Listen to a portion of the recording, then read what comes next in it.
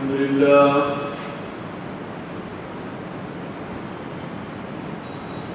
لله حمدا كثيرا ونصلي ونسلم على سيدنا وحبيبنا وملجانا محمد المصطفى عليه أفضل الصلاة والتسليم وعلى آله الأبرار وعلى أصحابه الأخيار وبارك وسلم. أما بعد، فقال الله عز وجل في كتابه المجيد والفرقان الحميد بعد أعوذ بالله من الشيطان الرجيم بسم الله الرحمن الرحيم ما أصابك من حسنة فمن الله وما أصابك من سيئة فمن نفسك وأرسلناك للناس رسولا وكفى بالله شهيدا. صدق الله العظيم وصدق رسوله النبي الكريم ونحن على ذلك لمن الشاهدين والشاكرين والحمد لله رب العالمين. محترم بزرگوں، عزیز بھائیوں، السلام علیکم ورحمۃ اللہ وبرکاتہ۔ رب تعالیٰ کا فضل و کرم ہے کہ رب تعالیٰ نے ہمیں حیات بخشی،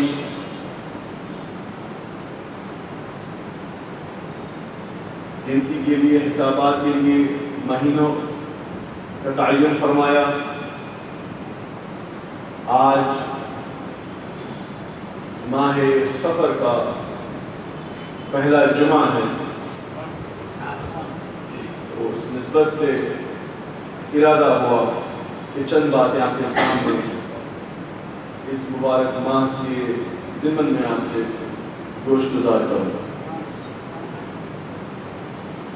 یاد رکھیے کہ ہر مہینہ اللہ تعالیٰ تبارک و تعالیٰ کا ہے۔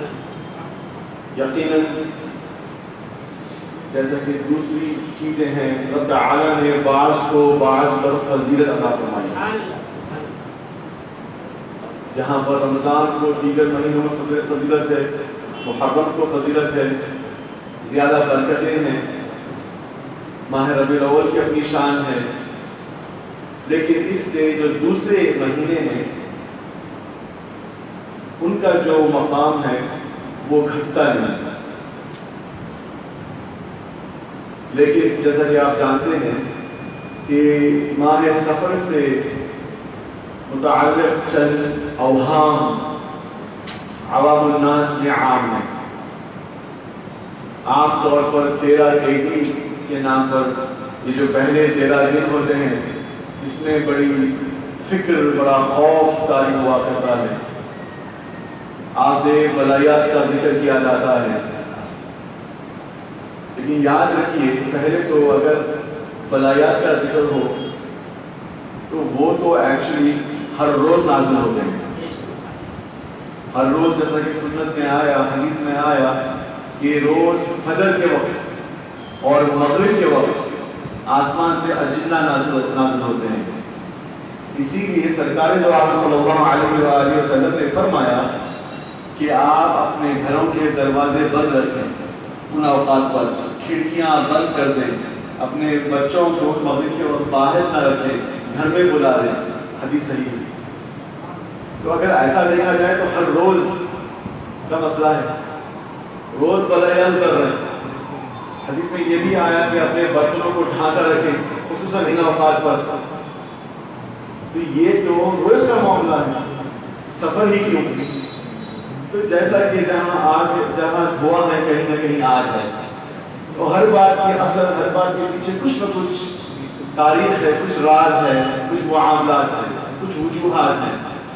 لا علمی کی وجہ سے، لا شعور کی وجہ سے بعض باتیں جو ظاہری طور پر مخفی ہیں، جانتے نہیں، تو پھر اس کے اوپر غلط باتوں کا تجزیہ ہو جاتا ہے، اور وقت کے ساتھ ساتھ اس میں پختگی آ جاتی ہے، اور پھر وہ جو باتیں ذہنی سازشیں ہیں وہ یقین کا مقام لے لیتی ہیں۔ اور خصوصاً ہم مسلمانوں کے لیے یہ بڑی شاکنگ بات ہے، یہ تعجب کی بات ہے کہ ہمارا دین تو ہمیں سکھاتا ہے کہ ہم اوہام سے دور رہیں۔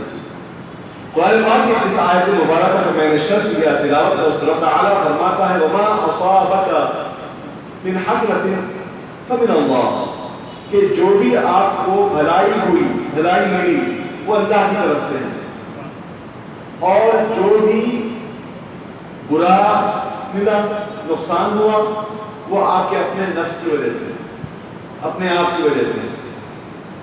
یہاں پہ کوئی بڑھایا کا ذکر تو نہیں ہے قرآن پاک میں، ہمارے لیے ہماری اصل، ہماری سنت قرآن پاک، اس کے بعد حدیث رسول صلی اللہ علیہ وسلم۔ جب سرکار نے یہ بات پہنچی کہ سفر کے مہینے میں ایسے ایسے اوہام ہیں، یہ آج کا نہیں ہے، یہ اسلام کے آنے سے پہلے کے اوہام ہیں۔ زمانے جاہلیہ میں کفار مکہ کا یہ وہم ہوا کرتا تھا کہ وہ سفر کے مہینے میں ان کے ہاں شادی بیاہ نہیں کیا جاتا تھا، معاہدے نہیں کرتے تھے، کوئی بھی اگر کوئی نیک کام یا نیا کام کرنا ہے وہ سفر کے مہینے میں نہیں کرتے۔ اس پر سرکار صلی اللہ علیہ وسلم نے فرمایا لا عدوى ولا طيرة ولا هامة ولا سفر ولكن الآفل، وكما قال النبي عليه افضل الصلاة والسلام، کہ سرکار نے فرمایا کہ کوئی وہ عدوہ نہیں ہے، عدوہ سے مراد کنٹیجس ہونا۔ دیکھیے بیماری کا ہونا کیا یہ کسی شے کی وجہ سے ہے اصلاً یا اللہ کی وجہ سے طرف سے ہے؟ تو ایک مومن کا یقین ہے کہ ہر چیز جو ہمیں ہوتی ہے، اچھا ہو یا برا ہو، وہ اس کی جو سورس ہے وہ اللہ تعالیٰ کی مرضی ہے۔ ہر قسم کا مرض اللہ کی طرف سے ہے۔ ہاں اللہ تعالیٰ نے ہمیں اس دنیا میں بھیجا تو عالم الاسباب میں بھیجا، ہر چیز کا، ہر شے کا سبب بنا کے بھیجا۔ اولاد ہوئی تو ماں باپ کے ذریعے ہوئی، بارش ہوئی تو بادل آنا اس کے لیے ضروری، روشنی ہونا ہے تو سورج کا طلوع ہونا ضروری، اندھیرا ہے تو سورج کا چھپ ہونا ضروری، ہر چیز سبب سے ہے۔ اللہ چاہے تو بغیر سبب کے کام کر دے، اللہ چاہے تو بن ماں باپ کے اولاد کو پیدا کر دے۔ ثبوت کیا ہے؟ قرآن پاک۔ حضرت عیسیٰ علیہ السلام ماں باپ میں صرف ماں کے ذریعے پیدا ہوئے، حضرت آدم علیہ السلام بن ماں باپ کے پیدا ہوئے، لیکن جو دنیا بنائی، جو نظام تعالیٰ نے اس دنیا کے لیے رائج فرمایا، اس میں یہ ہے کہ ہر چیز کی سبب، تو بیماری کے لیے انفیکشن کا ہونا ضروری، کوئی کنٹامینٹس کا ضروری، کوئی بیکٹیریا کا ضروری، کوئی وائرس کا ضروری، سبب بنا۔ لیکن کیا وہ وائرس ضروری ہے، لازم ہے کہ وہ وائرس آپ کو انفیکشن دے؟ اگر کسی کو بیماری لاحق ہو گئی تو کیا یہ ضروری ہے کہ جب بھی آپ اس شخص کے بازو رہیں آپ کو بیماری پکڑے؟ ہاں امکان ہے کہ آپ کو بیماری آپ کو بھی لاحق ہو جائے، آپ کو انفیکشن کیچ کر لے، لیکن کیا ہر وقت یہ ضروری ہے کہ جب بھی آپ ایک آدمی جس کے پاس بیماری ہے، انفیکشن ہے، آپ جب بھی اس کے پاس رہیں، اس کے جو پانی استعمال کیا وہ مستحملہ پانی آپ اگر پیے، اس کے ساتھ کھانا کھائیں، اس کے ساتھ صحبت کریں، اس کے ساتھ بیٹھیں یا بات کریں، آپ کو بیماری میں لاحق ہوگی؟ نہ، یہ ایسا ہونا ضروری نہیں ہے۔ تو رسول پاک صلی اللہ علیہ وسلم فرما رہے ہیں کہ لا عدوى، یہ انفیکشن، یہ جو کنٹیجس ہے، یہ ہر وقت آپ کو ہونا ضروری نہیں ہے۔ حالانکہ دوسری احادیث میں بظاہر اس میں تضاد معلوم ہوتا ہے کہ وہاں پہ آپ فرمانے دیکھو اگر کوئی کوڑے کے مریض کو دیکھو تو ایسے بھاگو جیسے تم شیر کو دیکھ کے بھاگتے ہو۔ تو یہاں پہ یہ ظاہر ہو رہا ہے کہ اگر ایک ذریعہ یعنی کہ سبب بنے گا تو آپ کو اس سے بچنے کے لیے کیا ہے۔ پھر ایک اور حدیث میں آیا کہ صحابی نے کہا کہ یہ کیا ہو گیا کہ اونٹ کو جب کچھ پیٹ کی بیماری ہوتی ہے، ریبیز، سکیبیز ہوتی ہے انگریزی میں نام ہے، تو اس میں جب میں اس کو ایک اچھے اونٹ کے پاس لے کے آتا ہوں وہ اچھا اونٹ بھی خراب ہو جاتا ہے، اس کو بھی بیماری لگ جاتی ہے، تو سرکار اونٹ بھی خراب ہو جاتا ہے، اس کو بھی بیماری لگ جاتی ہے۔ تو سرکار نے اس یہ بات سنی ان صحابی کی، ان کی اس شکایت کو، اس کمپلینٹ کو، تو آپ مسکرانے لگے اور کہا وہ جو پہلا والا اونٹ تھا اس کو کہاں سے آیا؟ بھائی یہ اونٹ کو تو پچھلے اونٹ سے بیماری لگی، اس کے وہ والے اونٹ کو اس سے پہلے کسی اونٹ سے لگی، مطلب پہلے والے اونٹ کو بیماری کہاں سے آئی؟ تو گویا رسول اللہ فرما رہے ہیں، بتانا چاہ رہے ہیں کہ دیکھو اصل نقصان کا اور نفع کا دینے والا رب تعالی ہے. ہر شے کا نفع اور نقصان رب تعالی ہے. لیکن یہاں جو فرمایا کہ ہاں آپ کو احتیاط کرنا ہے، کیوں کہ قرآن کی آیت ہے لا تلقوا بأيديكم إلى التهلكة، کہ اپنے آپ کو اپنے ہاتھوں سے ہلاکت میں مت ڈالو. تو اگر آپ اپنے آپ کو گناہوں کی مصیبت میں ڈالیں گے تو قرآن کی خلاف ورزی کریں گے، اللہ کے حکم کی نافرمانی کریں گے، قرآن کی اور رسول کی، اللہ اس کے رسول کی تعلیمات کی نافرمانی کریں گے، اپنے آپ کو جان بوجھ کر تہلکہ میں، مصیبت میں، نقصان میں ڈالنا نہیں. اب وہ جو موٹر سائیکل کے اوپر جو ریسنگ کرتے یہ اپنے آپ کو جان بوجھ کے ڈالنا ہے نقصان میں. جان تو جائے گی، جو نقصان پہنچے گا وہ نقصان پہنچے گا، لیکن جو اصل تھی، جو اس کی نیت تھی آپ کو جو ریس کرنے کی، جانتے ہوئے کہ یہ نقصان دے ہیں، اپنے آپ کو نقصان میں ڈالیں، تو سب سے پہلے آپ نے قرآن پاک کی نافرمانی کی، تو وہیں سے گناہ شروع ہو گیا. ابتدا تو آپ کی وہ عمل کی ابتدائی سے شروع ہو گئی. اب اس کے بعد اگر خود کو نقصان پہنچا وہ الگ، آپ کی وجہ سے کسی اور کو نقصان پہنچا وہ الگ گناہ، پھر جان گئی تو پھر وہ الگ. اللہ ہمارے جان و مال کی حفاظت فرمائے.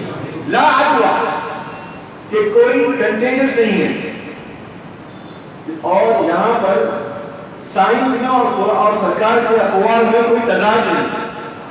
سرکار یہ نہیں فرما رہی کہ یہ کانسیپٹ ہی نہیں ہے کنٹیجس ہونے کا، نہ یہ بتا رہے ہیں کہ دیکھو اس کنٹیجس ہونے کو، اس کو تم اصل نہیں سمجھنا، اصل تو اللہ کی ذات ہے. نفع نقصان کیا ایمان ہے ہمارا؟ ہم جو جب مومن ہیں تو ایمان مفصل میں کیا پڑھتے ہیں؟ آمنت باللہ وملائکتہ وکتبہ ورسلہ والیوم الآخر والقدر خیرہ وشرہ من اللہ تعالی. اور اللہ قدر اچھا اور برا سب اللہ کی طرف سے ہے، تو ہمارا ایمان ہے. اب اگر ہم کسی اور سبب کی طرف اشارہ کر کے کہیں گے اس کی وجہ سے ہی یہ معاملہ ہوا، تو پھر ہمارا ایمان ہی کمزور ہوا، ہمارا ایمان ہی مکمل نہ ہوا. آگے آئیے پھر لا عدوى ولا طیرۃ. طیرۃ کے اصل معنی ہے کہ پرندے. تو سرکار ہمارے کوئی پرندہ نہیں ہے. اب یہاں تشریح میں بات یہ ہے کہ اس حدیث کی، اور یہ حدیث صحیح حدیث ہے، بخاری میں پائی ہے، تو کوئی پرندہ تو ہوا ہی نہیں تھا پرانے زمانے میں، پرانے ایام جاہلیہ میں. جو مکی شریف کے جو عرب ہوا کرتے تھے وہ پرندوں سے اپنی تقدیر طے کرتے تھے. اگر وہ ان کو شادی کرنا ہے یا کوئی سفر طے کرنا ہے تو وہ پرندے کو چھوڑتے تھے.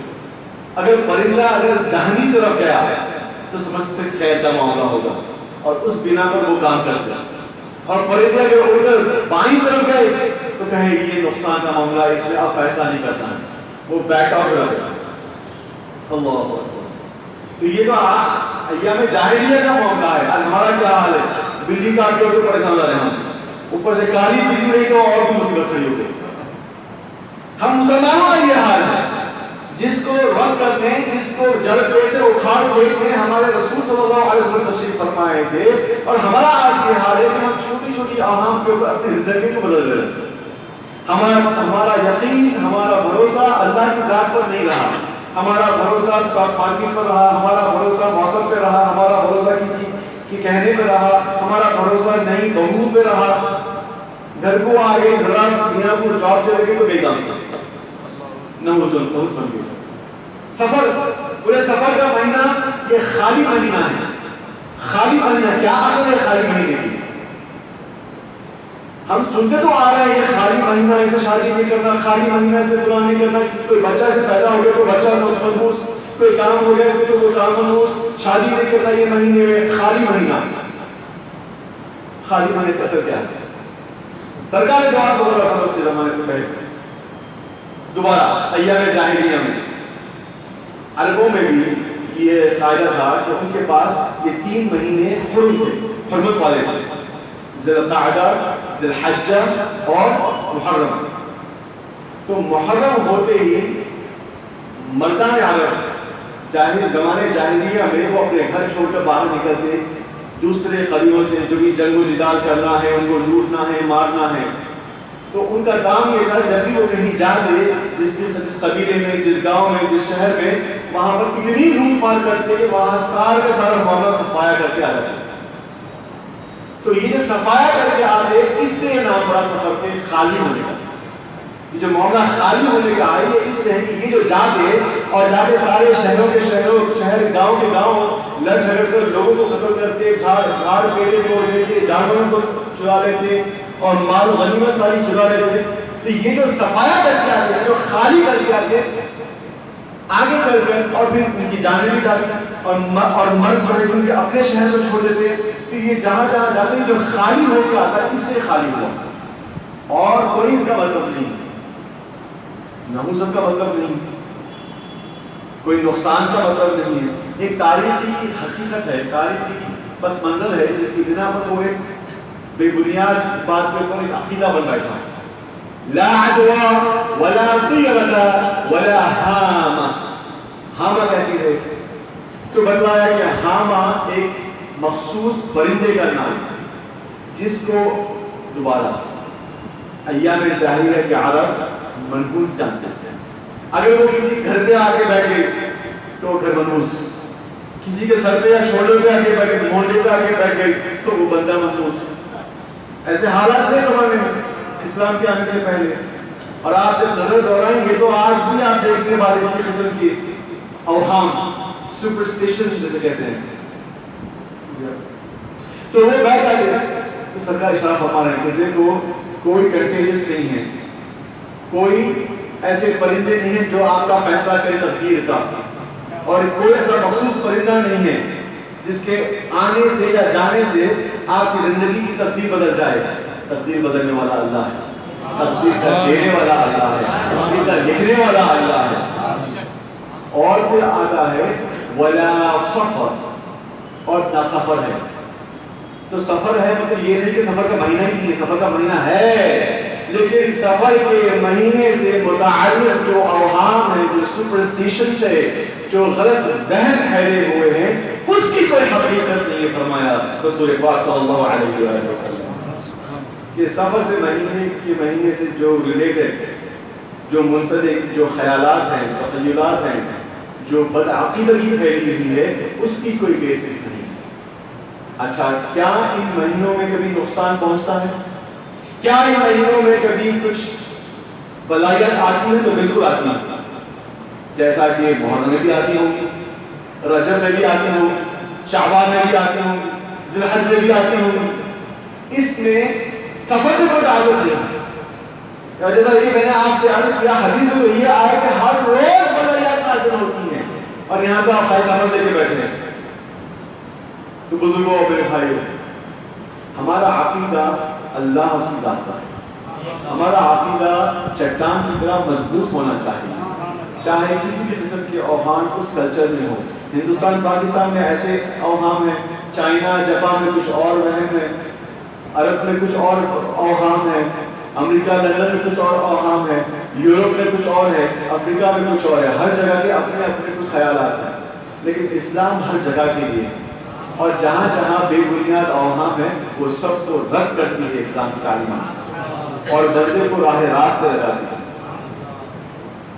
اللہ تبارک تعالیٰ نے ہمیں جو دنیا میں بھیجا ہے تو اپنی عبادت کے لیے بھیجا، دنیا لوگوں کو راہ راست پر لانے کے لیے بھیجا، نہ کہ خود ان غلط عقیدوں پر پڑھ کر اپنی زندگی اور اوروں کی زندگی کو خراب کرنے کے لیے بھیجا. ہم تو بہترین قوم بنا کر بھیجا. چنانچہ قرآن پاک میں اللہ تعالیٰ فرماتا ہے کہ میں نے تم کو بہترین امت بنا کے بھیجا دوسرے لوگوں کے لیے. کنتم خیر امت اخرجت للناس، کہ تم بہترین امت ہو جو بھیجی گئی ہو دوسرے لوگوں کے لیے. اللہ اکبر! یہ کیسا عظیم رتبہ ہمیں عطا فرمایا تعالیٰ نے، یہ کیسا عظیم مقام عطا فرمایا امت محمدی کو کہ تم سب سے افضل قوم بنا کر بھیجے گئے ہو. اور کیوں؟ آگے فرماتا ہے تأمرون باللہ، کہ تم لوگوں کو نیکی کی دعوت دیتے ہو. تأمرون بالمعروف وتنہون عن المنکر، اور برائی سے لوگوں کو روکتے ہو. وتؤمنون باللہ، اور اللہ تبارک و تعالیٰ پر ایمان لاتے ہو. اب یہاں دیکھیے ظاہری جو صفات ہیں مسلمان کے، ان تین میں سے دو ہیں. تأمرون بالمعروف وتنہون عن المنکر، کیا آپ لوگوں کو، غیروں کو، اپنوں کو، سب کو نیکی کی دعوت دیں گے؟ دو ہیں. تأمرون بالمعروف وتنہون عن المنکر، کیا آپ لوگوں کو، غیروں کو، اپنوں کو، سب کو نیکی کی دعوت دیں گے اور برائی سے روکیں گے؟ تو ایک مسلمان کی پہچان اور آپ کے افضلیت ہونے کی، آپ کے افضل ہونے کی، آپ کی جو آپ کو جو بلند مقام اللہ تعالیٰ نے آپ کو بخشا ہے، اس کی جو شرائط ہے، جو کنٹینجنسی ہے، جو کنڈیشن بتایا ہے، وہ ان تین چیزوں میں بتایا ہے، ان تین خصائل میں، ان تین خصلتوں میں بتایا ہے. اور یہ کہ وہ جو لوگوں کو نیکی کی طرف بلائے، وہ جو لوگوں کو برائی سے ہٹائے، وہ جو اللہ پر ایمان لائے. جب یہ خصلتیں ہماری قوم میں باقی رہیں گی تو انشاءاللہ ہم افضل بن کے رہیں گے. جب ہم ان خصلتوں سے ہٹ جائیں گے تو پھر جب یہ کنڈیشن، جب یہ علت ہٹ جائے گی تو پھر وہ جو کنتم خیر امت ہے، مفسرین نے فرمایا وہ بھی رتبہ آپ سے ہٹ جائے گا. اللہ اکبر. تو ہمیں یہ دیکھنا ہے جب ہم لوگوں کو راہ راست پر بلانے والے ہوں گے تو ہم کس راستے پہ ہوں گے. جب ہم لوگوں کو برے راستے سے ہٹانے والے اگر ہوں گے تو پھر کیا ہم برے راستے پر ہیں؟ جب ہم خود نیکی نہیں کرتے، نمازوں کی پابندی نہیں کرتے، اخلاق طیبہ کو نہیں استعمال کرتے، لوگوں سے بدسلوکی کرتے ہیں، بد زبانی کرتے ہیں، بد اخلاقی سے پیش آتے ہیں، اپنے معاملات میں ہم جھوٹ بولتے ہیں، تجارت میں دو پیسے ایکسٹرا کمانے کے لیے، ہم سے مراد یہاں جو بیٹھے ضروری نہیں، ہم مطلب اپنی قوم کی بات ہم کر رہے ہیں. تو ہماری قوم کا حال یہ ہے کہ ہم غیبت میں لگے ہوئے ہیں، ایک دوسرے کی ٹانگ کھینچنے میں لگے ہوئے ہیں. جو اچھا کرنے لگتا ہے وہ آپ کو اچھا لگتا نہیں، کیونکہ وہ آپ خود نہیں کر رہے، لہٰذا وہ دوسرا بھی نہ کرے، اور اس سے ایسے بے شمار ہم بیماریوں میں مبتلا ہیں. تو پھر کیسے ہم لوگوں کو نیکی کی طرف بلائیں گے؟ کیسے ہم لوگوں کو برائی سے روکیں گے؟ اس کے لیے پہلے اپنے آپ کو ہمیں درست کرنا ہوگا. کہ مومن کی شان یہ ہے، مومن کا ڈیفینیشن یہ ہے جو قرآن پاک فرماتا ہے ان الذین یؤمنون، وہ بے شک جو ایمان لائے ہیں، رب تعالیٰ فرماتا ہے ان کی شان یہ ہے کہ جب ان کے آگے اللہ تبارک و تعالیٰ کا ذکر کیا جاتا ہے، کہ اللہ کا ذکر ان کے آگے کیا جاتا ہے تو ان کے دلوں میں خشیت طاری ہو جاتی ہے، ان کے دلوں میں اللہ کا روح طاری ہو جاتا ہے. اب یہاں پہ کسی نے پوچھا اللہ کا روح اللہ کے ذکر سے یعنی دل میں لرزہ طاری ہو جانا یہ کیسے ہو سکتا ہے؟ کیونکہ ایک اور جگہ سے یہ ہمیں سننے کو ملا الا بذکر اللہ تطمئن القلوب، اللہ کے ذکر سے اطمینان ملتا ہے. تو یہ تضاد نہیں ہے قرآن کی آیتوں میں کہ ایک جگہ تو فرمایا کہ اللہ کے ذکر سے اطمینان ملتا ہے اور دوسری جگہ فرمایا کہ اللہ کے ذکر سنو تو مومنوں کی شان یہ ہے، مومنوں کی نشانی یہ ہے کہ ان کے دل میں لرزہ طاری ہو جائے، ان کے دل میں اللہ کا روح طاری ہو جائے، خشیت الہی سے وہ محسوس ہو جائے. تو بتایا دیکھو وہ جن کے دلوں میں، جن کی زندگی میں وہ آلریڈی اللہ تبارک و تعالیٰ کی عبادت میں مشغول ہیں، اس کے احکامات کی پابندی میں مشغول ہیں، وہ اللہ کے احکام کے تابعدار ہیں، رسول اللہ کی تعلیمات پر عمل پیرا ہیں، سنت رسول پہ عمل پیرا ہیں. تو بتایا ان لوگوں کے لیے اس آیت کا اطلاق ہوتا ہے کہ الا بذکر اللہ تطمئن القلوب، وہ لوگ جو آلریڈی اللہ کی عبادت مشغول ہیں اور وہ اللہ کے برگزیدہ بندے ہیں، نیک بندے ہیں، جب وہ اللہ کا ذکر کرتے ہیں، جب وہ قرآن پاک پڑھتے ہیں، جب ان کے سامنے اللہ کے رسول کا ذکر ہوتا ہے تو ان کے دلوں میں سکون ملتا ہے، ان کو اطمینان ملتا ہے. ایک اور اس کی تفسیر میں آیا کہ یہ ذکر اللہ کا کیا مطلب؟ تو کہا ذکر اللہ میں اللہ کا ذکر، ذکر اللہ میں رسول اللہ کا ذکر، اور ذکر اللہ میں اصحاب رسول کا ذکر. آگے چلیے تو پھر بتایا کہ پھر وہ جو دوسرا معاملہ ہے جہاں پہ اللہ کے ذکر سے اس کے دلوں میں لرزہ طاری ہوگا، تو فرمائے وہ مومنین ہیں جو ابھی رستے پہ نہیں.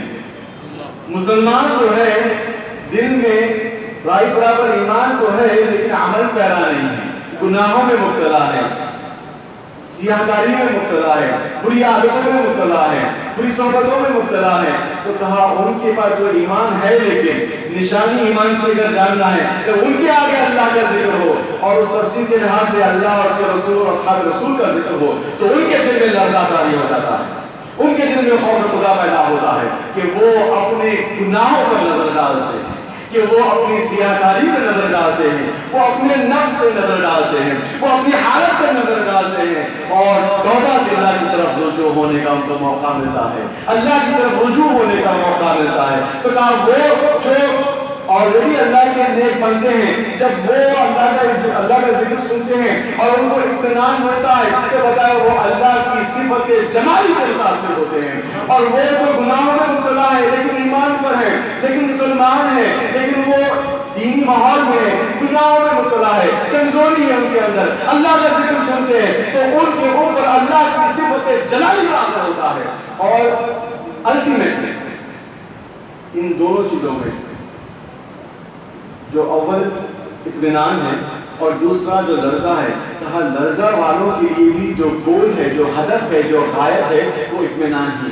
سبحان اللہ. جو ہدف ہے، جو گناہوں میں مبتلا ہے تو پھر اس کا نیکسٹ اسٹیج یہ ہوگا کہ وہ اللہ کی طرف رجوع ہوں گے، توبہ باللہ کریں گے، آہوزاری کریں گے، گریہزاری کریں گے، استغفار کریں گے، رجوع کریں گے، اپنے گناہوں سے منہ موڑیں گے، نیکی کی طرف آگے بڑھیں گے، اور پھر اللہ تبارک و تعالیٰ کی جب وہ رضامندی میں آ جائیں گے تو پھر ان کا بھی یہ حال ہوگا کہ جب ان کے آگے اللہ کا ذکر ہوگا وہ بھی اطمینان پائیں گے. اب وہ لرزہ نہیں، اب وہ سکون پائیں گے، اب وہ اطمینان پائیں گے، اب وہ راحت پائیں گے اللہ کے ذکر سے. اور یہی ہر مومن کی غایت ہے. آگے اس آیت مبارک میں تعالیٰ فرماتا ہے وَإِذَا تُلِيَ عَلَيْهِمْ آيَاتِهِ، اور جب ان کے آگے اللہ تعالیٰ کا کلام پڑھا جاتا ہے، تلاوت کی جاتی ہے، زادتہم ایمانا. اب یہاں پہ زادتہم ایمانا کے لفظی معنی یہ ہے کہ ان کے ایمان میں زیادتی ہو گئی، لیکن یہاں پہ اس بات کا یہ لحاظ رکھیں کہ اہل سنت والجماعت کا عقیدہ یہ نہیں کہ ہمارا ایمان گھٹتا یا کم ہوتا ہے، بڑھتا ہے. ہمارا ایمان کامل ہے. ادخلوا فی السلم کافہ، جب مسلمان ہو تو سارے کا سارا مسلمان ہونا ہے. ایسا نہیں کہ ایک چیز کو مانا، انبیاء کو مانا، کتابوں کو نہیں مانا، کتابوں میں سے 4 کتابوں کو مانا، ایک کو نہیں مانا، سارے کا سارا ماننا ہے. تو ایک مومن کی شان یہ ہے کہ وہ جب مسلمان ہو جائے تو مکمل طور پر مسلمان ہو جائے.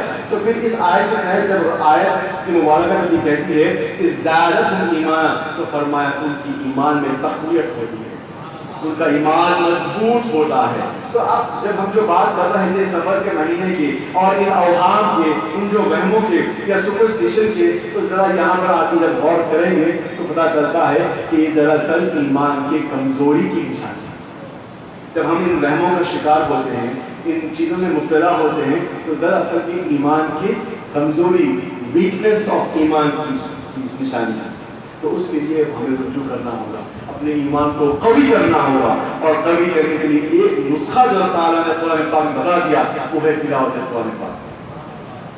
وَإِذَا تُلِيَ عَلَيْهِمْ آيَاتِهِ زَادَتْهُمْ إِيمَانًا وَعَلَىٰ رَبِّهِمْ يَتَوَكَّلُونَ، اور وہ اپنے رب پر مکمل توکل کرتے ہیں اور وہ اپنے رب پر سارے کا سارا بھروسہ کرتے ہیں.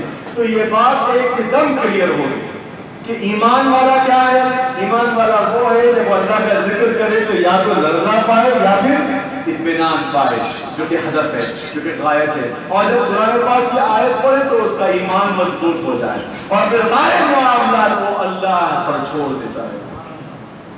وَنُفَوِّضُ أُمُورَنَا إِلَى اللَّهِ، تفویض، اپنے معاملات، سارے معاملات جو ہمارے ہاتھوں میں ہیں، جو ہمارے کنٹرول میں ہیں، وہ تو ہم کریں گے. جو ہمارے کنٹرول میں نہیں ہے، موسم ہمارے کنٹرول میں نہیں، محنت کیا لیکن نتیجہ ہمارے کنٹرول میں نہیں، کام کیا لیکن اس کا نتیجہ ہمارے کنٹرول میں نہیں، ایسی کئی چیزیں ہیں.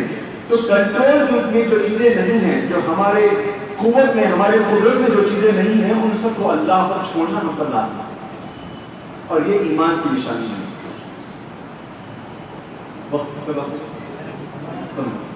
تو آپ سے یاد کرنا کہ ایمان کی نشانی یہ ہے کہ وہ اپنے ایمان کو مضبوط رکھے اور سارے معاملات اللہ پر سپرد کر دے، اور جو اللہ پر سپرد کرے اور جو اللہ پر توکل کرے تو پھر وہ اوہام میں نہ پڑے۔ ایک اور حدیث قدسی میں آتا ہے، یا ابن آدم، اے آدم کے اولاد، حدیث قدسی جیسا کہ آپ جانتے ہیں کہ وہ حدیث ہے جس کے راوی خود رسول اللہ صلی اللہ علیہ وسلم ہے اور جس کو کہنے والا رب تعالیٰ ہے۔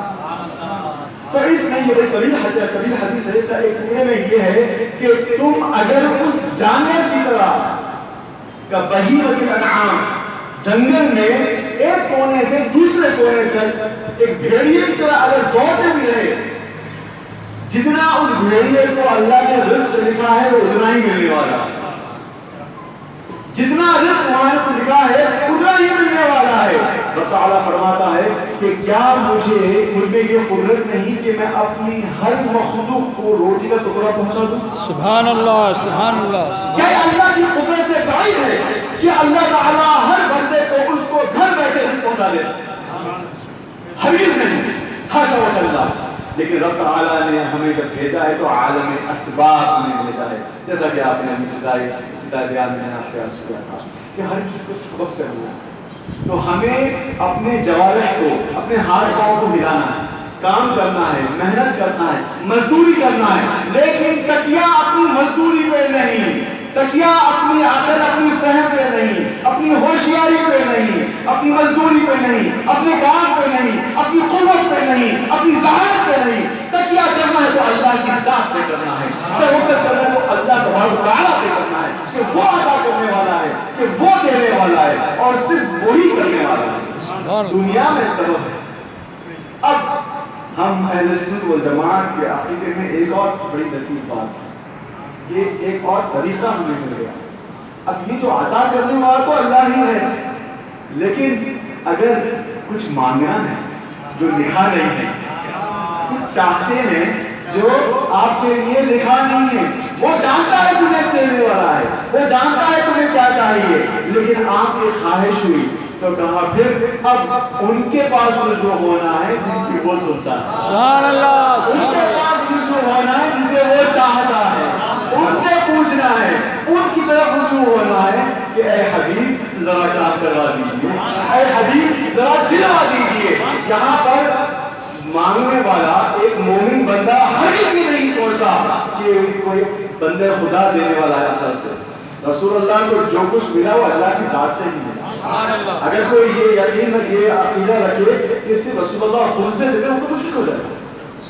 یہ اہل سنت و جماعت کا عقیدہ نہیں، دینے والا اللہ کی ذات، لیکن دینے والا نے اتنا دے دیا رسول پاک کو